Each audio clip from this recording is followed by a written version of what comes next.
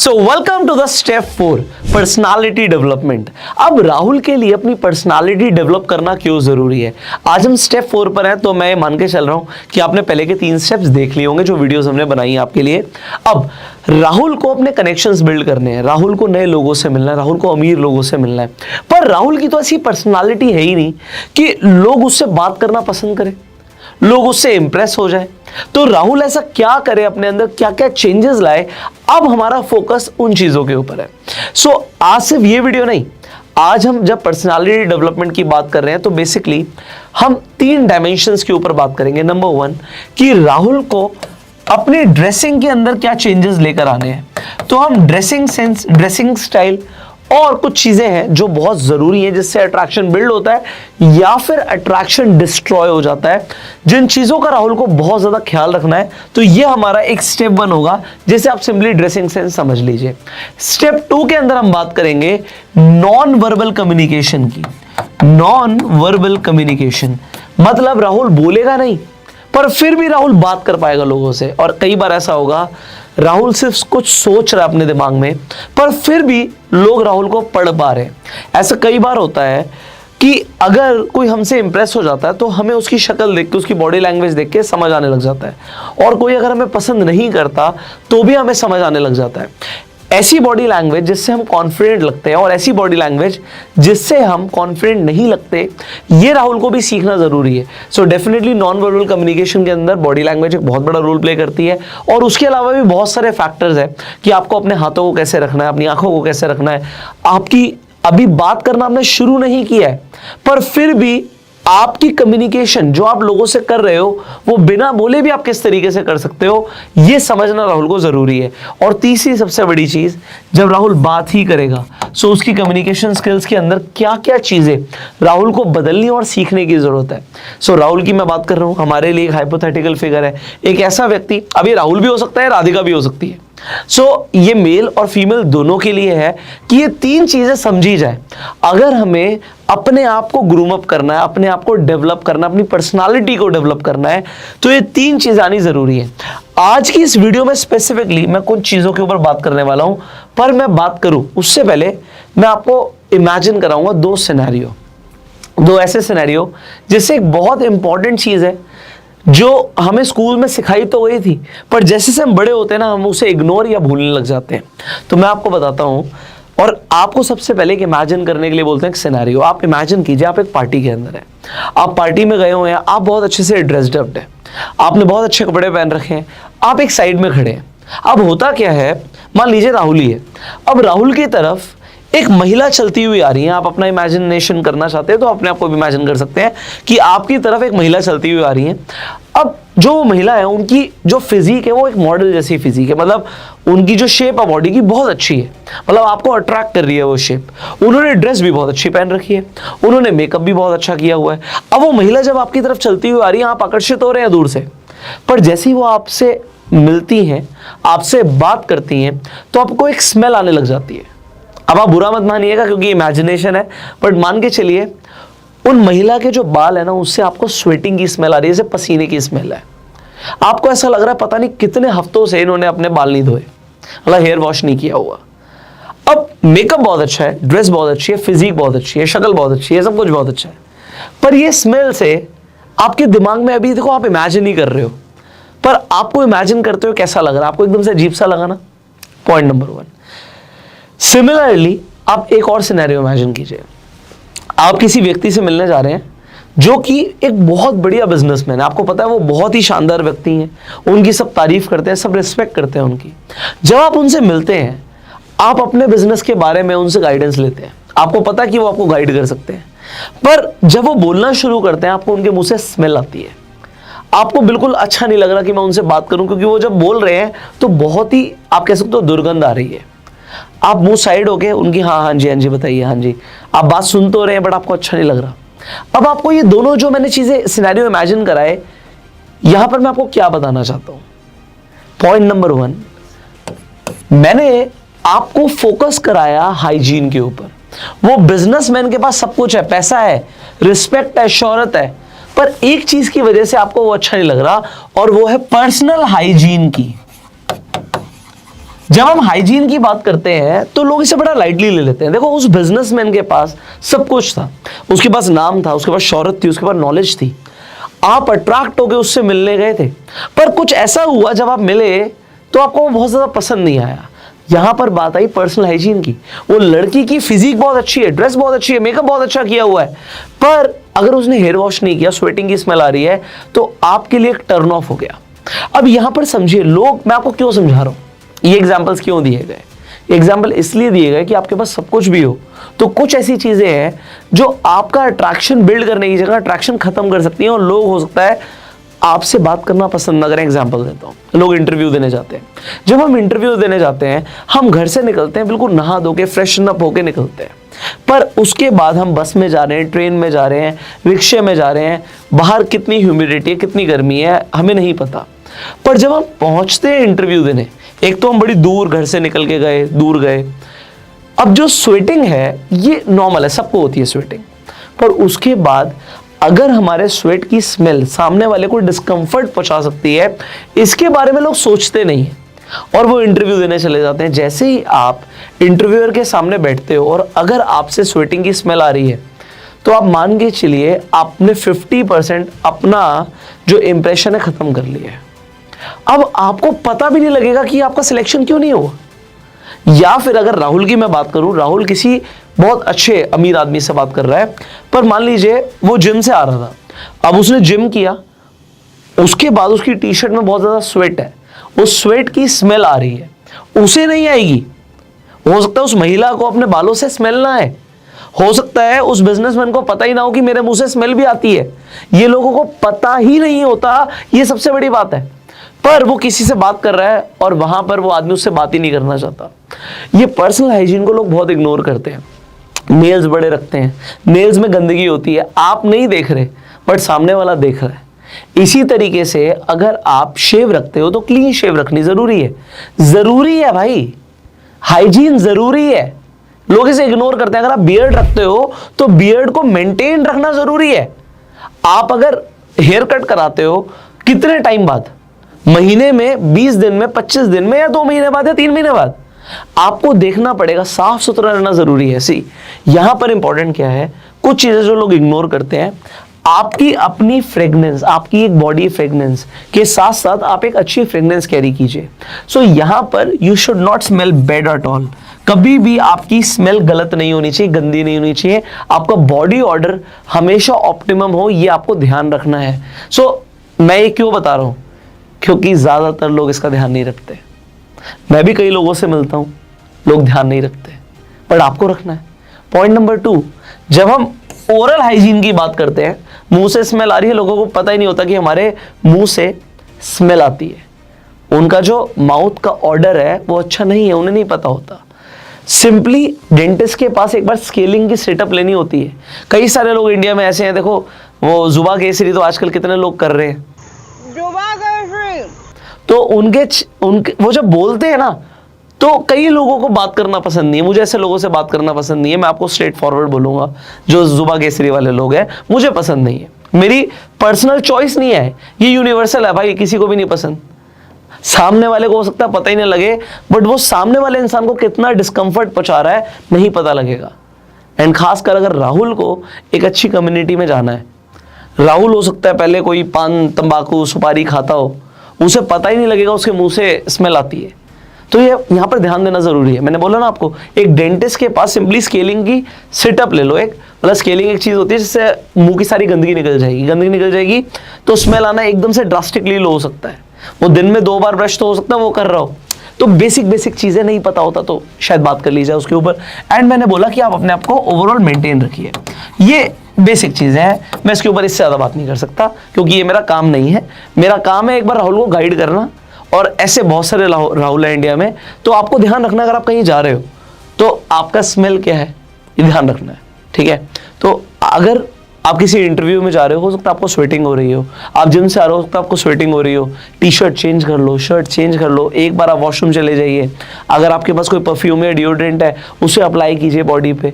You should look neat and clean, that is it. इसके अलावा कुछ भी नहीं है।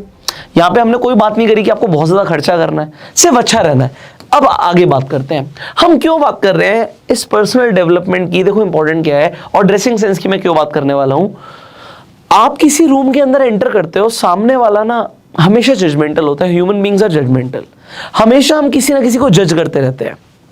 आप किसी रेस्टोरेंट में बैठते हो, आप एक जगह बैठते हो, उसके बाद आप देखते हो लोग आ रहे हैं जा रहे हैं, आ रहे हैं जा रहे हैं, कुछ लोग आपको अच्छे लगते हैं, कुछ लोग आपको अच्छे नहीं लगते। उन लोगों ने तो आपसे बात नहीं करी, आप उन लोगों को तो पर्सनली नहीं जानते, पर आपको कुछ लोग अमीर दिखते हैं, कुछ लोग गरीब दिखते हैं। ऐसा क्यों? ऐसा इसलिए क्योंकि आपका ब्रेन हमेशा जजमेंट्स बना रहा है लोगों के लिए, और आपके लिए भी लोग जजमेंट बनाते हैं। तो जैसे आप किसी रूम के अंदर एंटर करते हो, ये साइंटिफिकली प्रूवन है कि लोग जजमेंट्स बनाएंगे और सिर्फ 3 सेकंड में आपकी जजमेंट बननी शुरू हो जाएगी। तो आप घुसे और घुसते 3 सेकंड, 1 2 3, आपकी जजमेंट माइंड में बन चुकी है।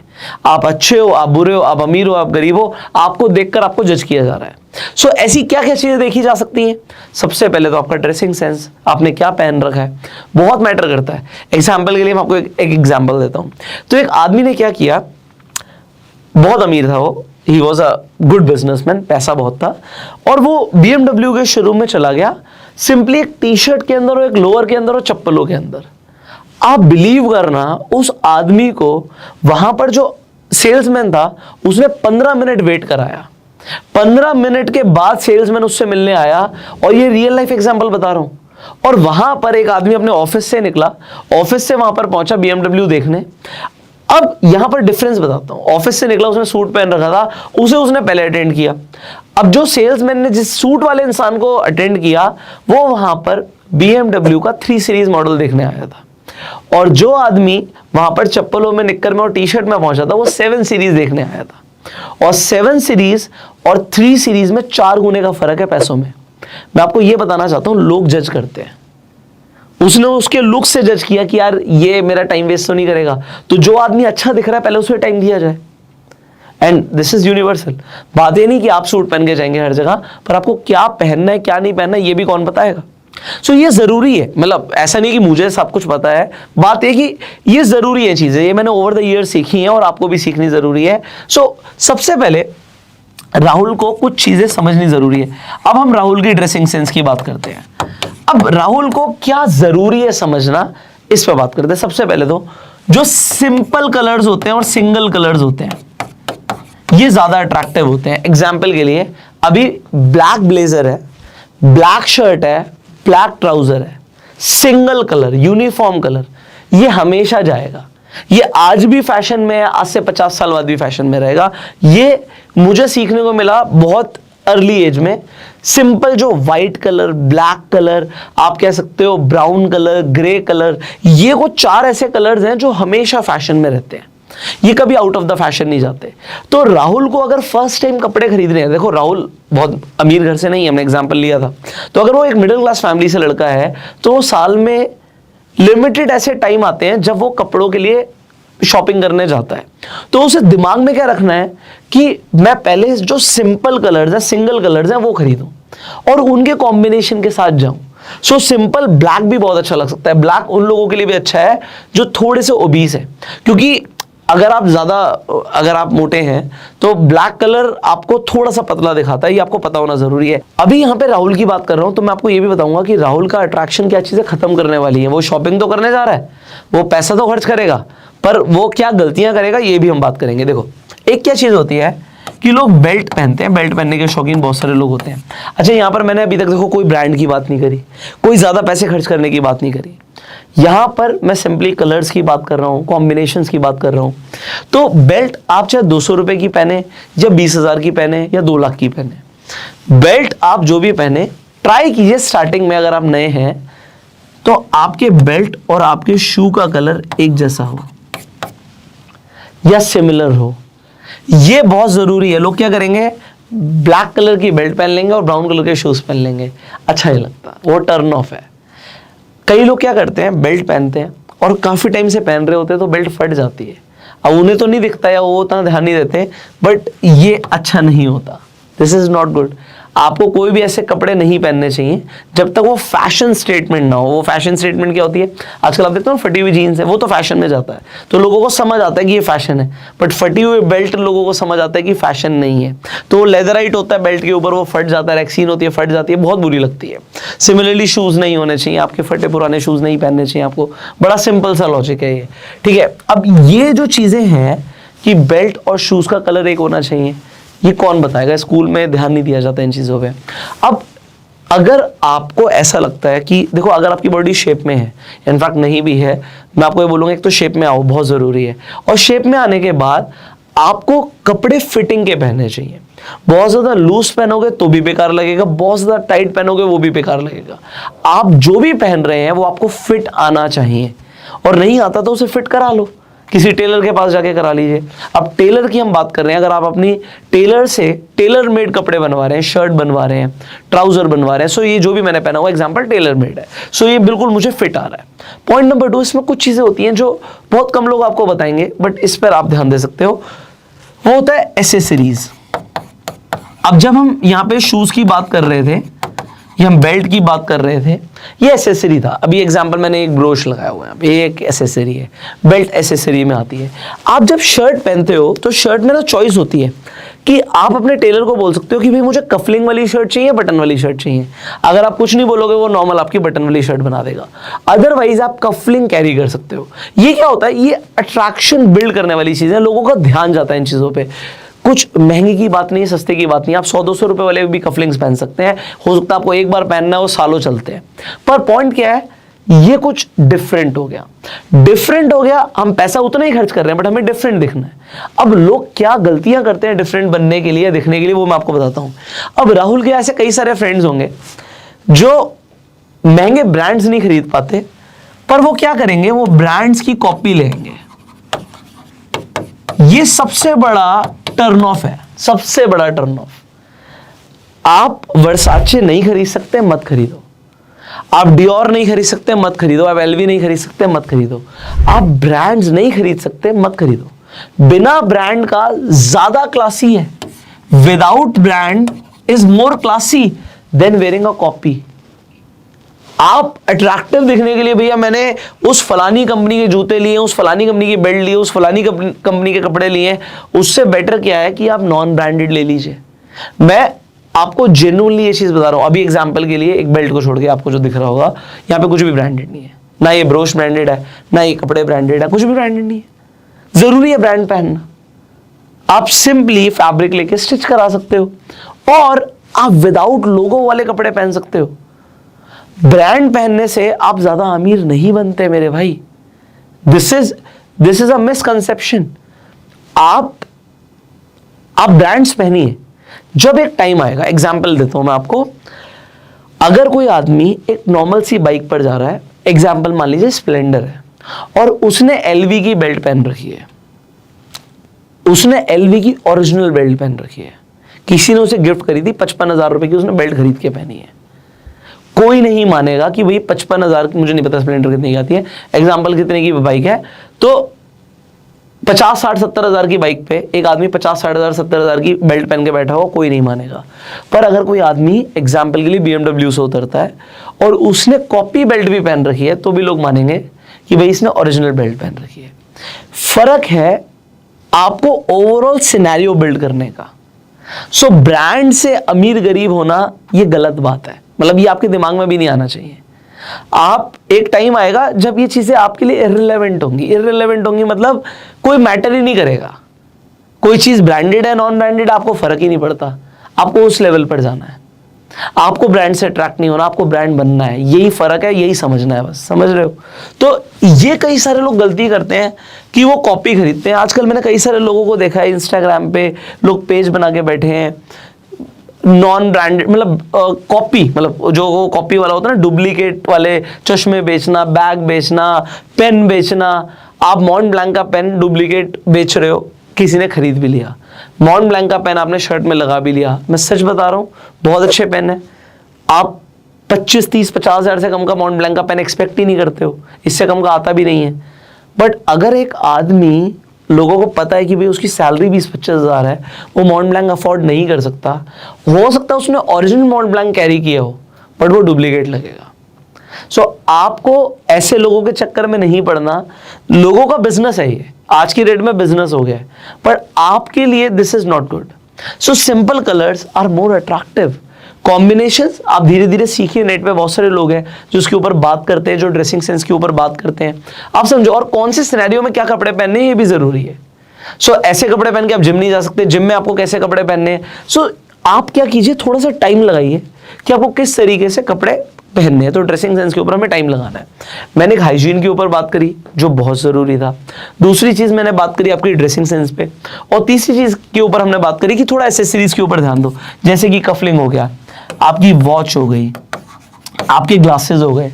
कुछ भी ब्रांडेड ना हो चलेगा, ठीक है, कॉपी के ऊपर मत जाना, पर इनके ऊपर ध्यान दो, ये अट्रैक्शन बिल्ड करते हैं। सो आई थिंक आपको अभी तक जो कंसेप्ट मैं समझाना चाहता था वो आपको समझ आ गया, राहुल को समझ आ गया होगा, क्योंकि राहुल के लिए बहुत जरूरी थी चीजें सीखनी। अब जैसे मैंने बोला कि नेक्स्ट वीडियो में हम बात करने वाले हैं नॉन वर्बल कम्युनिकेशन के ऊपर। पर्सनालिटी डेवलपमेंट का एक बहुत इंपॉर्टेंट टॉपिक है ये, कि बिना बात करे कम्युनिकेट करना। अब उसके लिए आपको क्या क्या सीखना है, किन चीज़ों के ऊपर राहुल को ध्यान देने की जरूरत है, हम सीखने वाले हैं अगले स्टेप में। I hope you are excited, जितना एक्साइटेड मैं हूं आप लोगों को बताने के लिए। You can share this video to spread the awareness. अगर आपके सवाल हैं तो कमेंट्स में जरूर पूछिएगा, will try to answer them in the upcoming videos. So I will see you in the next video. Till that time you can like this video and go self made.